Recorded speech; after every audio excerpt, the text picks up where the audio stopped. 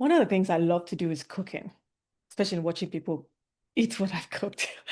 At first, I used to measure everything, especially when if I'm baking, I would like the eggs, the flour, the sugar. I weighed everything out. Just like how one of my kids is doing right now in school, but in classes, they come in and it's like, oh yeah, we weigh the egg and that will tell us how much flour to use. I'm like, me, I just eyeball it. I just like pause there, and I trust myself, and it always comes together. And honestly, that's this exact saying for us on how confidence works for us in texts and translators. At first, we're rigid. We're like, this is what I've learned. This is what I have to do. I'm saying this, like, you just sometimes sentence by sentence, we follow it to the T. Then over time and later on, it just flows. We just go with the flow. Instinctively, we know what to do and how to say it. And yeah, and it's just who we are. Hi, I am Nene, and I am a speaker, trainer, coach, and I help interpreters, translators, language professionals, and shy but capable individuals navigate those internal challenges that's holding them back so they can confidently step into the role.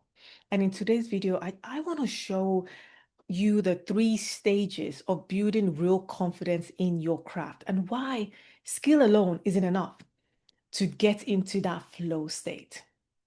And because you see like, especially if you're new, you see like people who have been doing this for years, like, oh my God, would I ever be able to do that? And I just want to remind you that every master was once a disaster. It's like we were in that stage of like, this is how it's done. And that first stage is that measuring stage.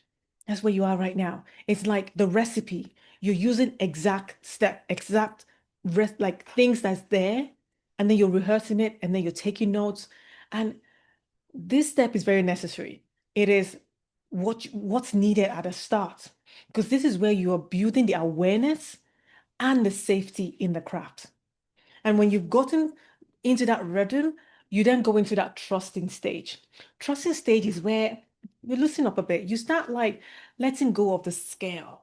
You start trusting your instincts more. You start like using those micro resets and then a little celebration here. It's a combination of like, I know, and then structures. Like it's that stage. And then the third stage is the flow stage. This is where confidence feels embodied. It's natural, it's automatic. It's like it just blows out of you, where you instinctively know how much flour to add.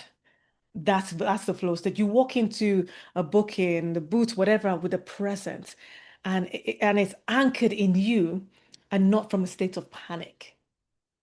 And to really go deeper with this, to really understand the thing here is if your self-image is shaky, if your old stories are whispering things like, you're not good enough, I'm not capable, I'm not sure of this, or if that fear is driving you, it will take you longer to reach the flow state because of all those things. Because the thing is, your skill is there, but the confidence won't get it locked into that inner identity for it to catch up.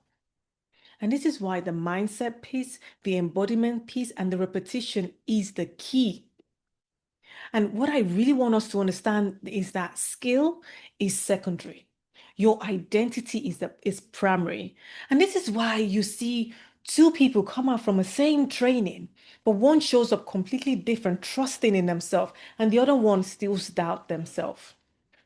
And this is one of those like silent killers that just you wonder. And the thing, like we talked about in previous videos, like others can see the potential in you, others can see that you've got this. But if those other things are not in place, like if you are how you see yourself, if you're not self-trusting yourself, if those fears, those uncertainties are playing up, if the stories, those limiting beliefs are holding you back, then it will take you such a long time to get to that flow state, to really get your nervous system and everything aligned and calm to really do that, to show up and get it locked in.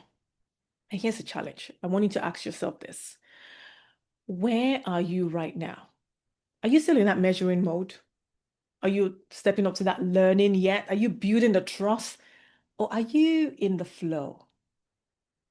Take the time to really think about this and like anchor it in. And then, Drop it down in the comment section. And yeah, let's share that one story, your thoughts, so we can start with if the need be to rewrite and start moving to that next stage that would help us go further, faster, knowing what those steps are. Because the awareness, which is what we have now, and that repetition of doing what's needed to take us to that flow state becomes that new identity. And remember that your voice matters and it's your time to use it. Bye for now.